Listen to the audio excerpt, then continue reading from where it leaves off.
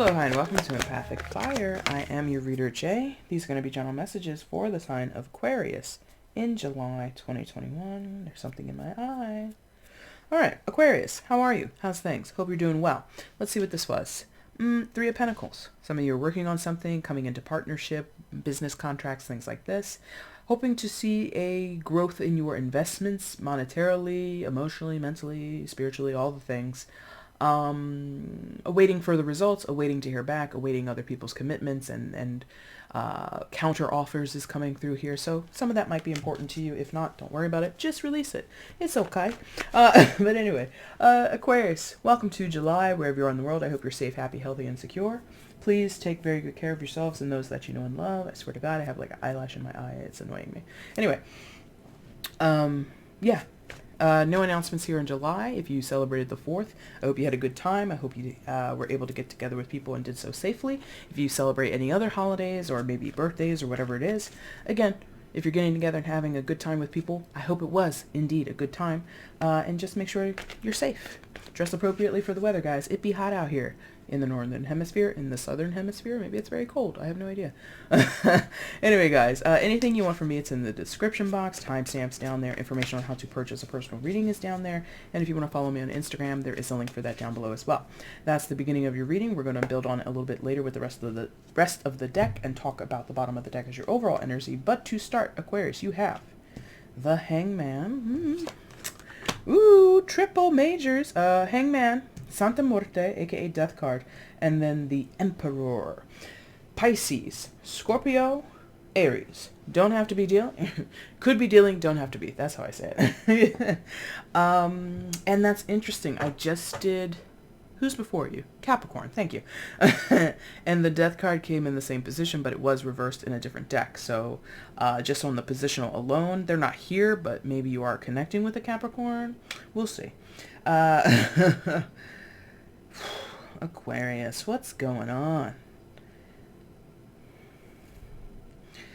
Yours, again, you know, it's... They're not here, but if it behooves you, if you feel drawn to, you might want to watch the Capricorn reading because it feels a little similar. It feels like the crux of the situation is a change, is a transformation, is in some senses because you can see the light around the Santa Muerte figure, the death figure there. It's almost like a portal. It's almost like a doorway. So it's like, you know, this jump off point or this threshold or something.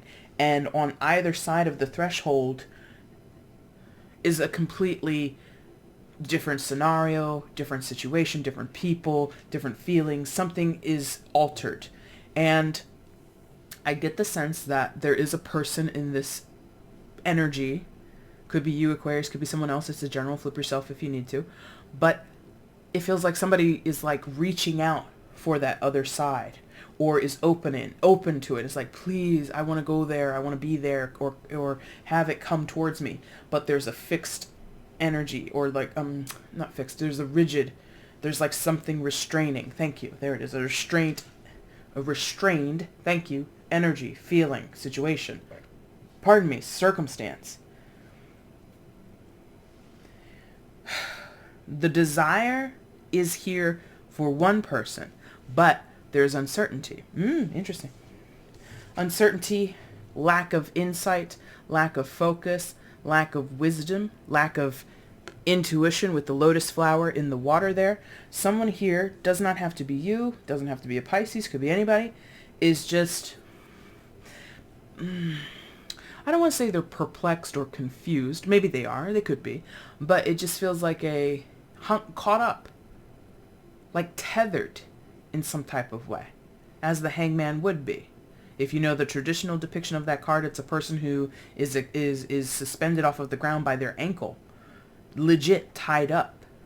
So whatever the desire is, whatever the want is, whatever is needed in the situation can't be obtained or attained or followed through on or pursued until they're undone from their strap, from being tied up, right? So I think it's there. Oh, and there's a clock in the water too. Clear symbol about time or the passage of time, or maybe even talking a bit about divine timing, perhaps. So one side of this is just like, I want things differently. I wish my circumstances were different. I want and desire what's here, but I can't get to it. And then the Emperor's on the other side. Now, this could be self-contained energy within one person, you, someone else, I don't know. And it could be, therefore, a struggle between two polarities within oneself. Proactive energies versus inactive energies. Optimism versus pessimism. I mean, I'm just naming polarities, naming opposites. But basically, more than anything, it's like a power struggle. Yeah. It's like a power struggle, whether it's within one person or between two or more people. And the other side of the situation is provoking, daring. Not daring as in like, oh, they're so adventurous, or oh my God, they're such a dynamic personality. They are dynamic, but the daring is like make my day kind of thing. Very, very Dirty Harry, make my day as I sit on this throne with my AK-47. You know what I mean? So it's very try me, push me, try to get something out of this situation that I don't co-sign on, and you'll see what happens. It's domineering, it's controlling, it's a power dynamic. What this energy, what this person, what this side of the matter says goes, and that's all there is to it. And that is sad. This energy has repeated in several readings throughout the month. I believe I think Mercury retrograde has wrapped up recently, but I think we're still in that Neptune and Pluto retrograde. So I just this rigidity and things being on lockdown is very much still going through the collective. And so we have a person or people coming through as the Emperor. Now the Emperor often acts, like I was describing, in a very my way or the highway type of attitude or approach. In your case, Aquarius, I feel this Emperor feels that they're doing the best, protecting themselves, protecting something else or someone else in the situation. It's like offense is the defense, right? So this person might act aggressively, speak aggressively, be the first person to make a decision without weighing or seeking other people's opinions because they're trying to get things done. So this person has a tendency in their attempt to be on top of things, become a steamroller. And it disempowers others around them. Family, friends, lovers, whatever, coworkers, whoever, right? This person leads without any other input. And there are times when that's appropriate. There are times when maybe that is the best decision, but this is how they do it all the time. I make the decision. I call the shots. Everybody else just sit down and relax because I have things under control. And again, I did say this person could be aggressive in their language or their behavior, but they don't have to be. Because you could also say, you could get the same sentiment with a different phrasing of words. Everybody relax, just calm down. I have everything under control. Versus, everybody sit down, please be quiet, I have everything under control. The tone, the word choice, the volume at which I was speaking, the message is the same. I got this. Everybody please shut your faces because I'm not listening to you, right? And I'm going to take the ownness of this. I'm going to take the authority of the situation in my own hands, right? That is all communicated in both of those ways. So no matter how they approach the situation or how they speak in the situation, that's their intention. I have control. I have authority. Everybody else, don't worry about it. Yeah? And I feel that can be, if that's an internal struggle, again, this could be just one person. This could be someone trying to change their type A personality, for lack of or just a quick way to surmise that. Maybe this is a type A person, right? And maybe this is a person who doesn't, play well with others in some type of way, and they want to get out of that behavior. They want to transcend that type of behavior, but they don't know how. They don't have the wisdom for it. They haven't allowed themselves the time for it. They haven't put new perspectives and new beliefs into play. Or we're dealing with one person who's a dominant figure and the other person who, for lack of a better word, is kind of, I was going to say two things. The first one is this is a silent partner or somebody who hangs around in the background, and whether they mean to or not, comes off as being like the cosigner of this person's energy or this person's behavior, right? This person appears to be permissive regarding how this person is, right? The other thing that came to my head is that this person is a simp. And that's not, I don't mean to insult anybody. That's not my intention, but like that's how it comes off, because this person might follow in this one's footsteps, might live in this one's shadow. And for better or for worse, that can come off as being a simp, being somebody who would give anything or is just like so wrapped up in somebody else's essence, in their being, in their existence, that they forget their own needs and therefore become tied up. So let's see what else is going on here for Aquarius. Please show me.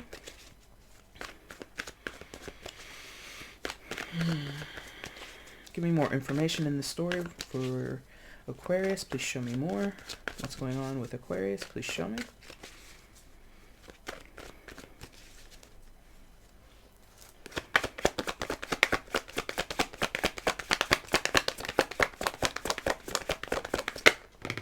Ha!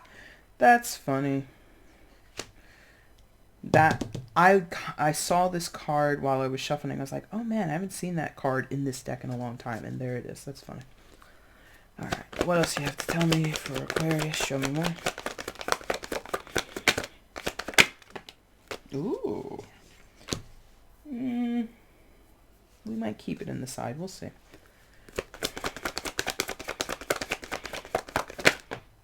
Okay. Okay. So yeah. This is, okay, very illuminating. Bottom of the deck, overall energy, even more illuminating. Here's what's going on, Aquarius. Somebody is stuck in a family situation. Someone is stuck in a situation of rich history, where commitments have been made, promises have been made, duties and roles are meant to be fulfilled, responsibilities are meant to be carried out, etc., etc., etc. Ten of Pentacles, Lovers, Gemini energy, Hermit, side position, I believe is correct. So we'll keep that, and that's Virgo energy, and then the Eight of Swords. So all on this bottom row is the explanation that we need. Why is this way? Because that's the way it's always been, and that's the way it's always going to be. Is sort of like the sentiment, the takeaway, the perception, okay? Somebody here is deeply invested, both people, or however many people we're talking about, deeply invested already. Ten of Pentacles. Generational history, again, years of service in a particular job, in a particular role, and also the belief system is rich. The belief system is deep-rooted, right? So again, if you make a promise, you keep a promise. If you have responsibilities, you carry them out until the end of your tenure, and there is no alteration. Very little alteration is allowed here. Lovers, that's choices that we make. Again, promises that we keep. Those are the connections that we make. For some, it's a soulmate thing or based on some type of soul connection, and that's possibly adding to the complication, or would be a very important detail about the connection, okay? No more caveats about soulmates. You do with that information what you want, okay? Lovers, for some, going back to the try me, dare me thing that I said about the Emperor and the Hangman being caught up, lovers can talk about outside influences, okay? So I don't want to say, I don't want to say third-party situation, but I do want to say flirtation. If this was a marriage, if this was a commitment, if this was something where two people got together to make a unit, one half of the unit is toying with, or at some point toyed with, outside influence, outside people, and the other side was like, try me, do that again and see what happens. Now, I don't know what kind of threat that is, idle threat, serious threat, I don't know, but it is sort of like this being tempted but then retracting, being tempted but then retracting. Hermit. I mean, okay, there you go. Think of a hermit or a hermit crab, right? It's out of its little shell and then it retracts. Comes out, moves a little bit, retracts, right? When the hermit crab isn't, crawling across the sand, what is it doing? It's retracted into the shell. So it's this, you know, what is that? What is that? The hokey pokey. Thank you. It's like a hokey pokey thing. Thank you. Now that's not for everybody. That's only for some of you. That was contextually true. And I feel it's very past tense. I don't feel it's very current. But that has spurred this, like I said earlier, one side reaching out for, pointing towards, looking towards this portal that's there on the death card, Santa Muerte card, right? Change and transformation. To not be with your committed partner, business, love, relationship, what have you, and go off with another or seek something on your own. That's change and transformation to the status of your commitment, to the status of your promises and responsibilities that you had. Oh, we've been partners in business for 15 years. And it's like, no, I want to sell my shares. I want to sell my half of the business and, travel the world. The betrayal, Bernard. It's it's like that. It doesn't have to be salacious. It doesn't have to be about third-party situation, cheating, all that kind of stuff. It's anything where there's a little bit of a crack or a significant crack in what two people have made together or what two people committed to together, right? Now, Eight of Swords, however, and the Hermit is retracted. It's that pullback energy coming through. It's the it's the rope. And then this depiction, it's not the nicest depiction, but it's the rope that's tying up one side of this situation. So there are words, Eight of Swords, exchanged. There are ideas. There are hints and clues. There are discussions. There are arguments. There's all kind of communication to and fro, going back and forth between two or more people.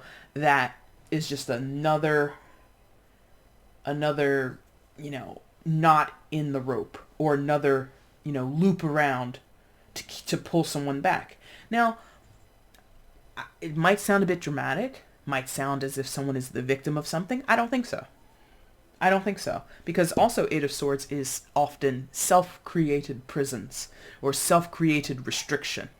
And Hangman, not that it's self-created, because it is a major arcana, so it is being influenced by the universe, by spirit, by God, whatever you believe in and don't believe in, right? But you don't get there by intervention alone. You don't get there by cosmic influence alone.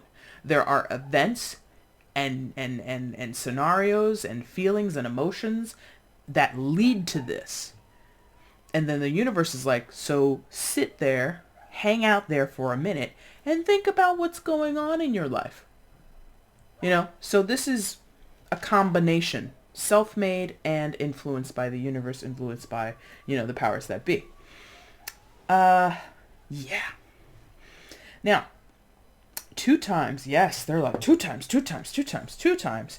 You have something of significance that's being held on to, protected, guarded, being treated as the prize, the treasure trove.